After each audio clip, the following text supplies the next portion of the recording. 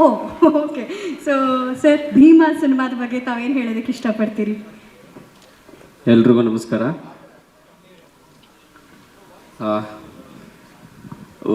Bima start ಆದಾಗಿದ್ದ ನಾನು sir ಜೊತೆ, ಅಂದರೆ ನಾನು ಮುಂದಿನ ಸಿನಿಮಾ ಜರ್ನಿ ಮಾಡಿದ್ದೀನಿ. ಆಲ್ಮೋಸ್ಟ್ ತುಂಬ ಈ ಸಿನಿಮಾ ತುಂಬ ಭಾಗ ಡಬ್ಬಿಂಗ್ ಟೈಮಲ್ಲಿ, ಎಡಿಟಿಂಗ್ ಟೈಮಲ್ಲಿ ನೋಡಿದ್ದೀನಿ.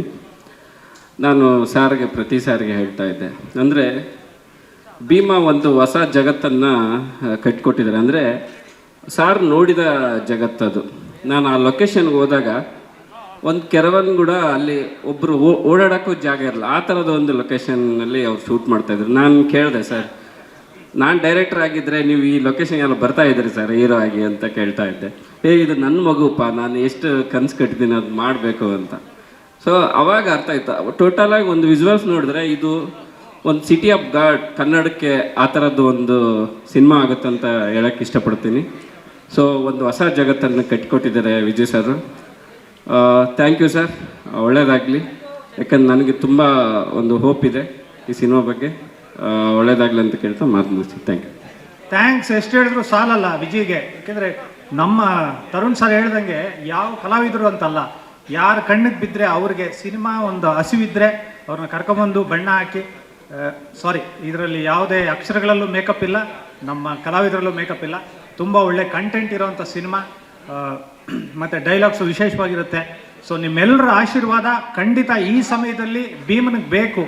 ಎಲ್ಲರೂ ಪತ್ರಕರ್ತರಿಂದ ಹಿಡಿದು ಸಿನಿಮಾ ಉದ್ಯಮದವರು ಮತ್ತು ಜನ, ಇವರೆಲ್ಲರ ಆಶೀರ್ವಾದ ಖಂಡಿತ ಈ ಸಿನಿಮಾಗೆ ಸಿಗುತ್ತೆ ಅಂತ ನಂಬಿದ್ದೀವಿ.